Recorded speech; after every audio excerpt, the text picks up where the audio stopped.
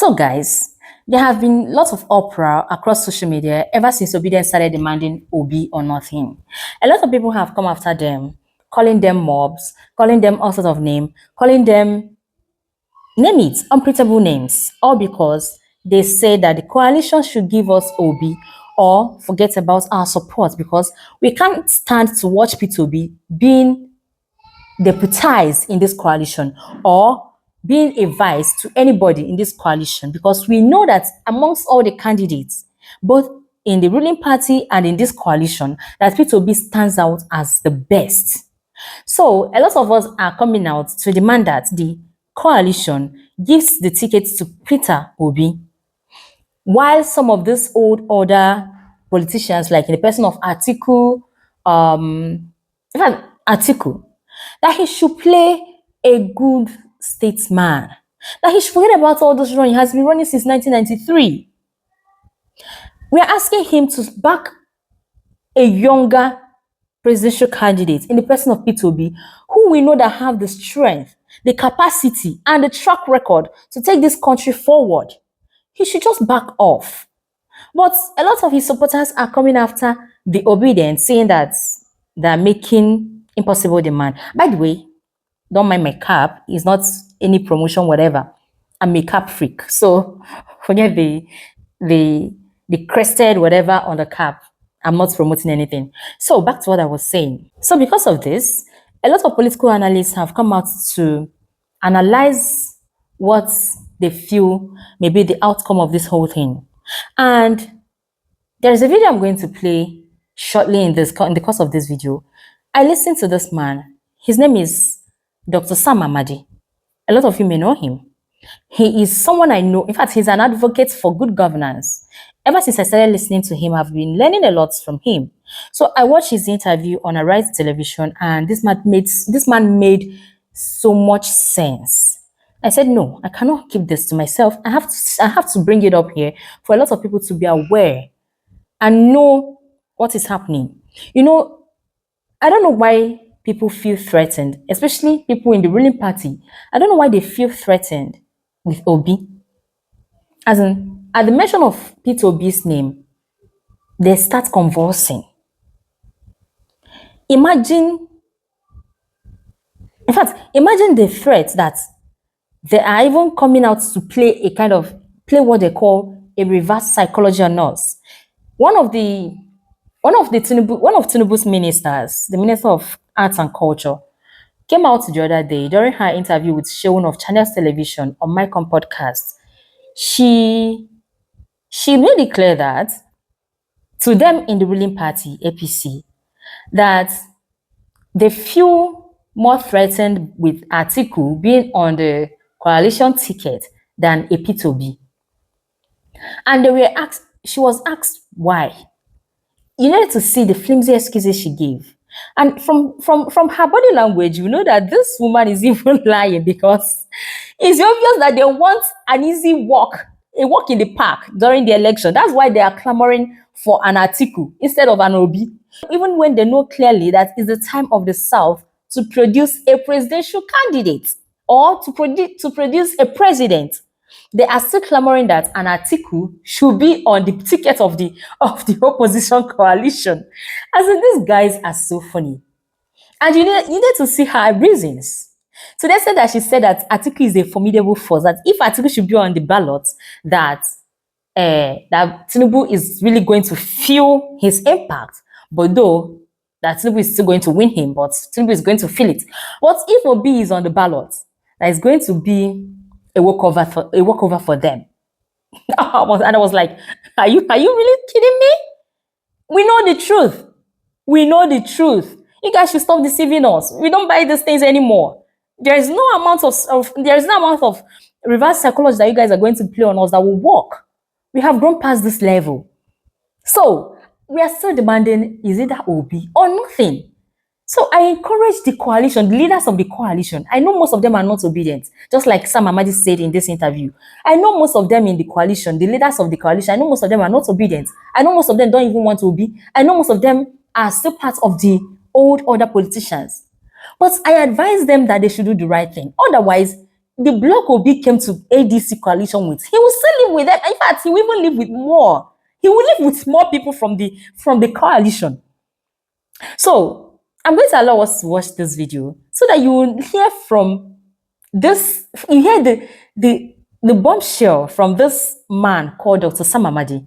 I admire his analysis so much. That's why I'm bringing it for us to watch and see why these guys are scared. So please, before we go there, before we watch the video, kindly like this video, subscribe to the channel if you haven't. If this is your first time coming to the channel, thank you very much. You're welcome. I implore you to please subscribe, comment, share, and follow us across social media on this same name, Jenny Key Media. Without wasting much of our time, I want to say thank you so much for watching till this moment, and please, let's watch this man. This man broke everything down. You could see why these guys are scared of Peter Obi. So let's go there. The director of Abuja School of Social and Political Thought joins me in the studio to look at the political power play in the ADC and across other political parties. Glad to have you join me, Dr. Sam Amadi. Thank you for having me. Interesting. Let's begin with the presidential ticket of the ADC party.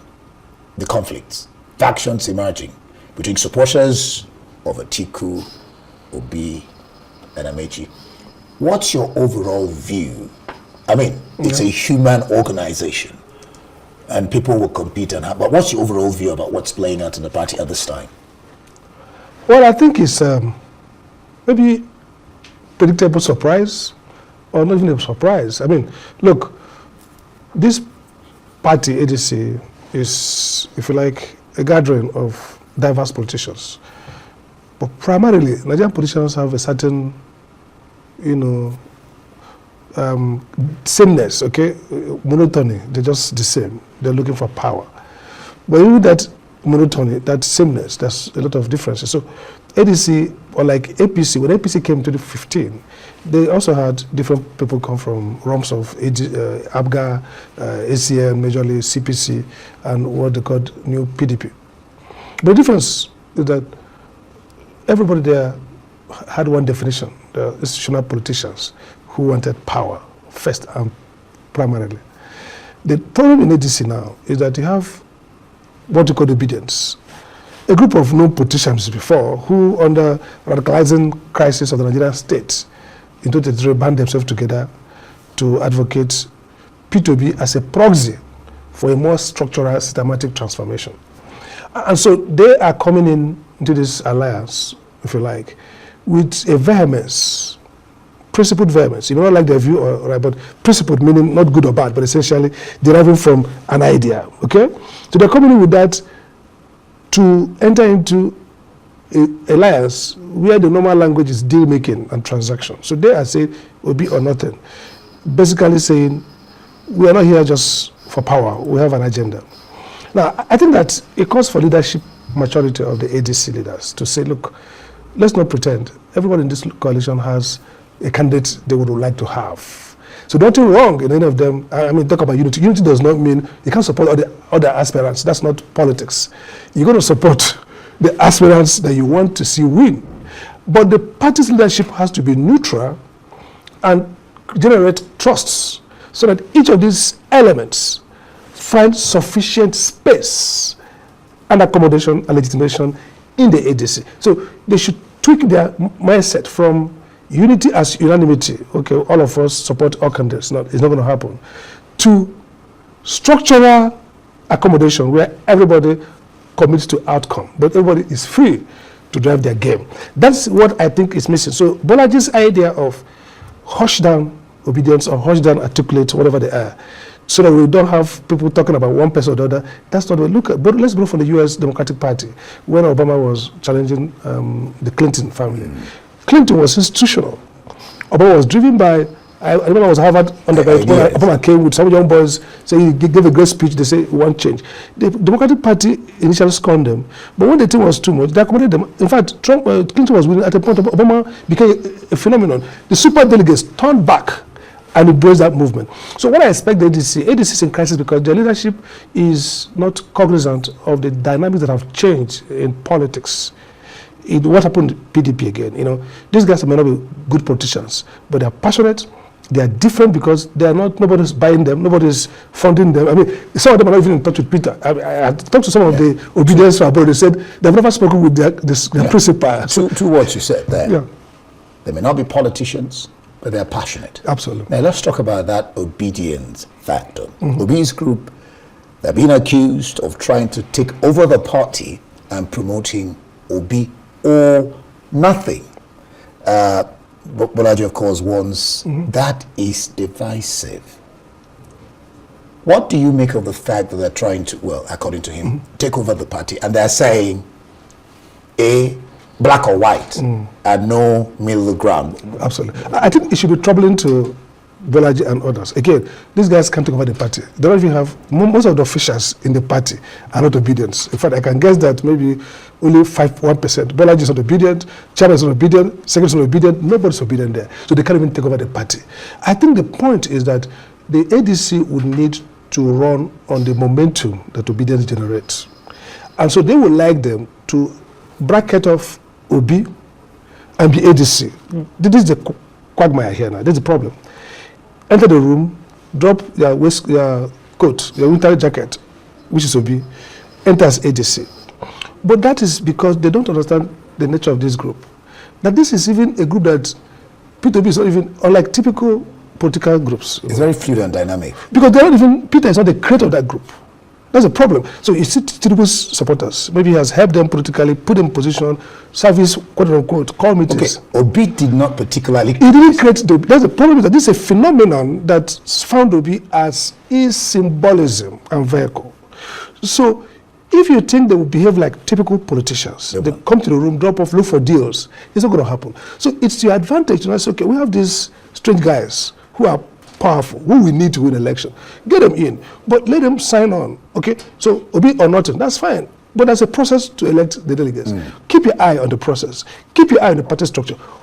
In fact, that Obi or nothing gingers. You see, these guys are used to tiptoeing politics, low energy politics. A crack deal at the back door, but these guys are coming with turbulence as politics. You know, rhetorical turbulence. They are coming with arguments. They are coming with declarations, Obi or nothing. That's not a threat, politically, because you need that energy. Have a focus. They're supporting. They saw something, and you need the energy. So you need the energy. As long as they're not breaching your rules, as long as they're going to follow your rules, if Obi makes it, that's fine. How do you harness that energy? Exactly. Harmonize it. Yes. For your success or to help your party. Now let's talk about the zoning. I mean, we're breaking down the disputes. Zoning disputes. Yeah. Obi wants presidential ticket zoned to the south. In 2022, before 2023, Obi wanted zoning. That's partly why he left PDP. Okay, so nothing strange. Not just Obi. The PDP guys who are struggling to take their party have said they're going to do what? Zone. South. So the zoning argument is not anathema. It's a mainstream political discussion. Atiku's issue with the gang of five, or what do you call it, group of five. Group of five. Group of five. Not gang. Group of five. And the rest of exactly. It's centrally around zoning. Up to today, Minister Wike keeps saying that he couldn't have supported Atiku because it was a breach of South-North. So that's nothing strange. I mean, ADC leaders should not live in denial. That it doesn't mean that ultimately the party will zone or not. Yeah. But they have to entertain the fact that many Nigerians think that the right thing to do is zone. So stop blackmailing people who are asking for zoning. It's for the party. I mean, the party is not a franchise of one man. The party will sit together and say, look, this is a policy we decided. They did not decide through the democratic process that the party will not zone or will zone. Yeah, okay. So when they make it an issue, they are destroying before they started building. That's the two questions I'm going to put to you. I think Bolaji also mentioned it. Atiku's ambition. Party stakeholders are raising concerns that this could divide or derail the coalition and risk losing key figures. What do you think about that?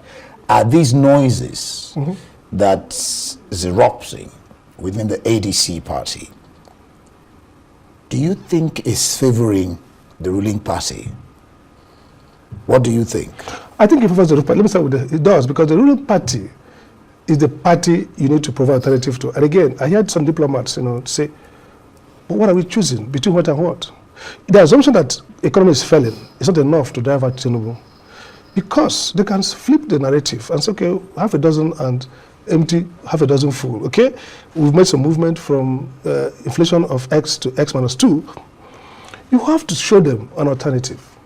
And so what should be happening right now is the idea that we want to, ADC is an alternative in its policy, something new. But what I see, honestly, is that ADC is enacting the same kind of politics. It worked in 2015 because of two factors. One, they were able to demonize Jonathan massively, and the Chibok issues and other issues played to that, and then the civil society naively, were co-opted. Now the civil society is more sophisticated from their failure, so you're not going to, labor is not easily co-opted. So the ADC has to create a national movement around messaging.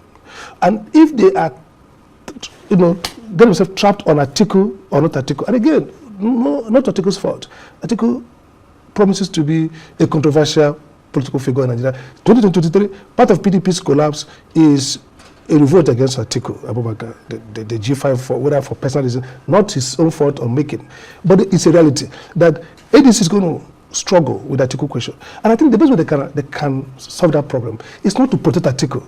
It seems that the leadership is under some impression that you have to protect some outcomes, namely one, no zoning. That's not that, they shouldn't declare that.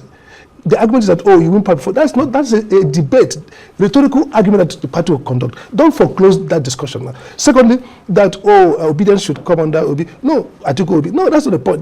The party's point now should be to build a party, create backroom conversations around what do we do to win election, and then move into the gear when you have created consensus. Right now, there's a revolt in the House. And how do you unseat a party that is corrupting everybody, almost 30 or thereabout state governors at one flank? You need the people. And for now, the energy is with obedience. It does not mean that they're going to deliver for you presidential ticket. It means that you need them in-house than outside.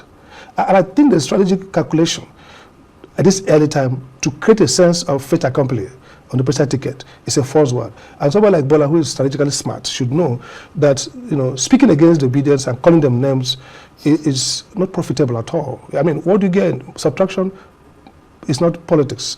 Addition is politics. So even if the obedience say Obi or nothing, and they're in-house, and they are part of building the party, then when you get to the stage when Obi makes it or doesn't make it, then you see the consequence. But at this point, Obi or nothing is actually a mobilizing voice. If they keep saying it, and all the Obi supporters, lovers, come in their house, that's good for you. So don't start hushing them down. Because you've practically answered my question, the last one. But let me ask you this, the last one on what should they be doing. I think what they should be doing now is, and I do it, David Mark is a very strategic, disciplined leader. And I think they are building the structure. You can see that they're setting up their committees, different committees. They are making outreach. In fact, since Obi joined, if Kwakwaso joined, you see a bonus. Obi came with a big bang. Kwakwaso, if he does join, will come with a big bang.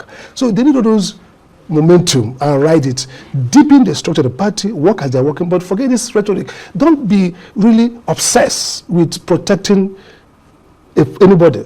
Don't protect Obi, don't protect Atiku. That's not their job. Even if you are Atiku's spokesperson or lover, at this point as National Public Secretary, you should be disciplined, not to be seen as being provoked. And to one side, or side. Yes, don't be provoked by obedience. They're going to be obedience, we're going to be nasty and take it too much. It doesn't matter.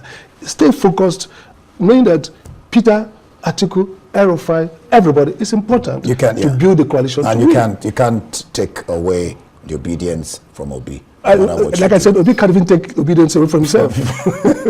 Okay, just briefly. Yusuf, the governor of Kano State, is moving to APC. Kwankwaso, what's your thinking on that and the politics of Kano State, and where does that leave Kwankwaso? And what are his chances anyway, or probably? I think First Kemo tried his tweet today to say Kwankwaso is in the quandary. He can't go left. He can't. If his bigger project is national politics, whether he joins PDP, APC, even going to APC now looks like a second grade. The space is occupied. I think Kwankwaso is definitely the owner of Kano politics. I mean, Yusuf as a governor would get something, So if there's election today and Kwankwaso pushes a candidate, I think Kwankwaso may win, the Kwankwaso candidate may win, but a seated governor who is on another party takes a lot away. So, but then there is the issue of some people are crying out for is it the Senate? The Senate. The deputy Senate president to be Barrow, governor. So the campaign is unfolding. So we might see It's in really the campaign. unfolding. We might see if the deputy Senate president, who feels strongly that he should be the candidate and win that election, he has some strong support. If they feel done in, if the ticket goes to Titiku's skill will be called to question. If the ticket goes to Yusuf in a manner that they feel angry, you might see a very unlikely convergence of the Kwasia and this deputy Senate president. So he's still alive, but Kwakwaso is still alive, not dead. He's strong. He's not. He will bounce back. So it's playing out, really. It's playing out. All right, thank you so much, Dr. Sam Amadi, Director of Abuja School of Social and Political Thought, on the intrigues and what is playing out in the parties, particularly ADC. Thank you so much.